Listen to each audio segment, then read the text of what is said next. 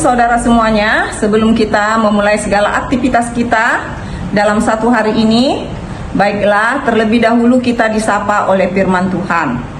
Namun sebelumnya marilah kita bersatu di dalam doa. Damai sejahtera Allah yang melampaui segala akal, kiranya memelihara hati dan pikiranmu di dalam Kristus Yesus Tuhan kita. Amin. Firman Tuhan yang akan menyapa kita, memberangkatkan kita dalam segala aktivitas kita satu hari ini diambil dari 1 Samuel pasal 7 ayat 12. Kemudian Samuel mengambil sebuah batu dan mendirikannya antara Mispa dan Yesana. Ia menamainya Ebenezer, katanya, sampai di sini Tuhan menolong kita. Demikian firman Tuhan. Saudara yang dikasihi Tuhan kita Yesus Kristus, untuk memahami teks nas firman Tuhan hari ini yang tertulis pada 1 Samuel pasal 7 ayat 12, baiklah kita terlebih dahulu melihat ayat-ayat sebelumnya, di mana pada ayat-ayat sebelumnya diberitahukan bahwa orang-orang Israel mereka merasa mengeluh karena tabut perjanjian telah dibawa oleh bangsa lain yang seharusnya itu ada di tengah-tengah umat Israel. Untuk itu Samuel mengingatkan bangsa tersebut, kaum Israel, bahwa hal itu adalah dikarenakan umat itu tidak setia kepada Tuhan. Mereka seharusnya meninggalkan para Baal yang mereka sembah, tetapi kembali ke jalan Tuhan.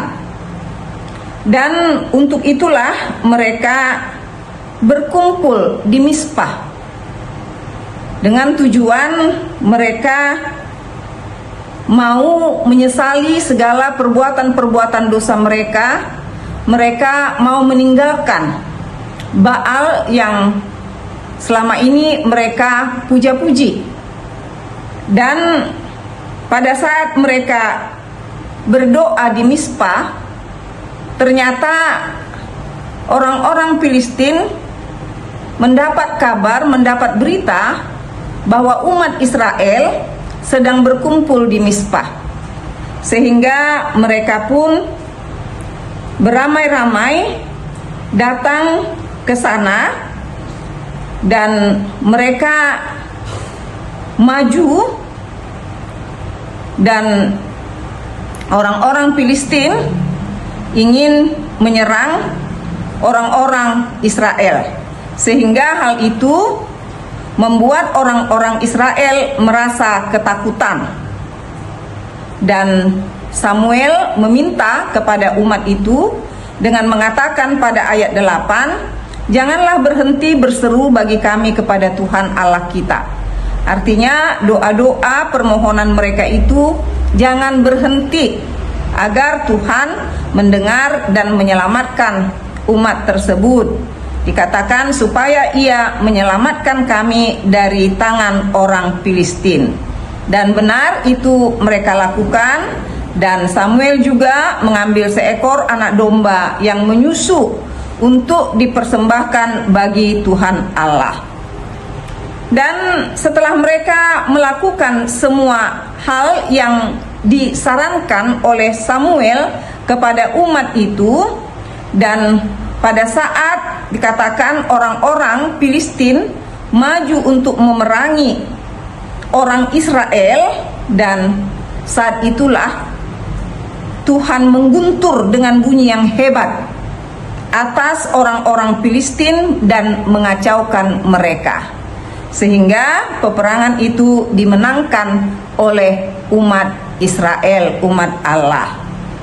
Kemenangan tersebut tentu dirasakan umat Israel secara khusus, dirasakan oleh Samuel bukan karena kehebatan umat Israel, bukan karena kehebatannya, tetapi dia benar-benar menyaksikan dan merasakan bahwa pertolongan itu hanya datang dari Tuhan semata. Dan iman yang seperti itulah yang akhirnya membuat Samuel mengambil sebuah batu dan mendirikannya antara Mispa dan Yesana, dan dia menamainya Ebenezer, yang dikasihi Tuhan kita Yesus Kristus. Ebenezer yang berarti pertolongan Allah telah selesai. Pertolongan Allah telah selesai. Bukan berarti itulah pertolongan Allah yang terakhir bagi umat Israel atau bagi bangsa Israel. Tetapi yang tentu maksudnya adalah, kalau dikatakan bahwa pertolongan Allah telah selesai, artinya pada saat itu Allah telah memenangkan bagi umat Israel. Pertolongannya telah memenangkan umat Israel untuk mengalahkan orang-orang Filistin. Batu yang bertuliskan Ebenezer bukan untuk disembah, namun batu tersebut adalah merupakan monumen. Batu tersebut merupakan monumen sebagai peringatan atas pertolongan Tuhan pada saat itu.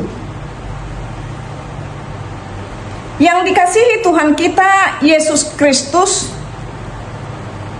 peletakan batu yang bertuliskan Ebenezer adalah sebuah momen atau waktu untuk mengingat pertolongan Allah kepada umat tersebut, pertolongan Allah kepada orang Israel pada waktu itu. Tentu momen tersebut juga adalah untuk mengingatkan umat Israel agar mereka terus mengingat dan memuliakan Allah, mengingat kebaikan Allah atas umat itu, dan kemudian mereka pun melalui momen tersebut atau melalui monumen yang ada di tempat itu, umat Israel akan selalu mengingat kebaikan Allah, dan itu akan mendorong mereka untuk tetap percaya kepada Tuhan dan untuk tetap mengandalkan Tuhan di dalam kehidupan mereka. Dari sini kita perlu memperhatikan momen-momen dalam kehidupan kita, saat-saat kita mengingat bahwa ada sesuatu pekerjaan dahsyat di dalam hidup kita, menolong kita, menyelamatkan kita dari berbagai pergumulan yang kita hadapi. Dan memang monumen perlu bagi kita umat manusia. Kalau kita melihat di satu-satu peristiwa besar, di sana dibuat satu monumen agar kita mengingat bahwa melalui monumen yang didirikan di sana kita ingat sesuatu peristiwa, tetapi melalui firman ini kita diingatkan akan kebaikan Tuhan yang telah menolong umat Israel, bukan karena kekuatan mereka, tetapi memang Tuhan yang berkarya di sana. Yang dikasihi Tuhan kita Yesus Kristus, apakah hal itu hanya perlu bagi umat Israel? Tentu tidak. Di dalam hidup kita ada saat-saat, ada satu-satu waktu di mana kita merasa kita memiliki pergumulan yang sangat berat, dan di mana kita merasa bahwa kita tidak mempunyai kemampuan untuk melepaskan diri kita, menghindarkan diri kita dari kesusahan itu.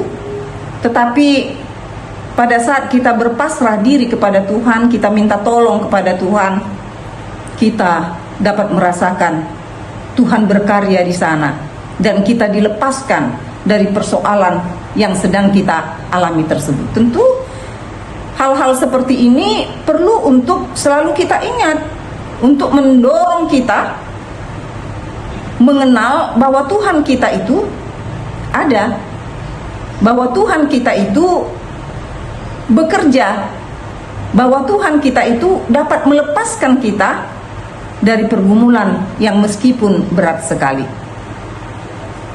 Dan bagi kita umat Kristen, ada satu hal di dalam hidup beriman kita kepada Tuhan kita Yesus Kristus, momen yang sangat penting yang perlu kita ingat terus di dalam hidup beriman kita kepada Tuhan Yesus Kristus, yaitu saat-saat di mana Tuhan Yesus Kristus memberikan pengampunan yang sempurna bagi kita.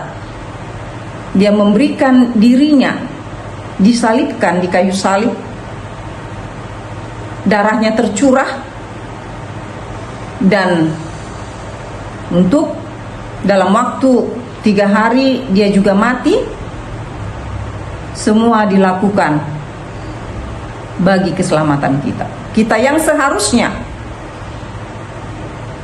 harus menerima maut sebagai upah kita karena dosa kejahatan kita, tetapi Tuhan Yesus menjanjikan kehidupan kekal di sorga bersama-sama dengan Dia. Tentu peristiwa ini merupakan momen yang sangat penting bagi kita untuk selalu kita ingat, agar kita terus berterima kasih kepadanya, agar kita terus memuliakan namanya, karena keajaiban kasih Tuhan Yesus yang telah Dia nyatakan bagi hidup kita, orang-orang yang percaya kepadanya, kita orang-orang yang berdosa dan yang lemah. Karena itu saudara-saudara yang dikasihi Tuhan kita Yesus Kristus, tentu kita semua menghadapi persoalan-persoalan di dalam hidup kita, meskipun berbeda-beda. Tetapi ada saatnya kita merasa tidak mampu, kita merasa tidak mempunyai kekuatan untuk dapat melepaskan diri dari persoalan yang kita hadapi. Maka datanglah kepada Tuhan Yesus, mintalah kepadanya agar Dia menolong kita, melepaskan kita dari beban yang berat itu. Maka Tuhan dapat melakukan itu, dan menjadi peringatan yang indah di dalam hidup kita, membuat kita semakin cinta dan kasih kepada Yesus dan beriman kepadanya. Amin. Kita berdoa. Terima kasih Bapa di sorga, kami hantarkan kehadirat-Mu. Engkau adalah Allah kami yang ajaib, yang dapat melakukan apa saja untuk menolong kami, melepaskan kami dari beban yang kami alami. Terima kasih Tuhan. Dan saat ini pun Tuhan, kami sungguh beriman kepadamu atas peristiwa yang besar di kayu salib, di mana Tuhan memberikan nyawanya sebagai tebus kami. Biarlah kami melalui peristiwa itu semakin beriman kepada Tuhan dan memuliakan Tuhan, dan terus bersandar kepada Tuhan saja. Terima kasih Tuhan. Di dalam Yesus Kristus kami berdoa kepadamu. Amin.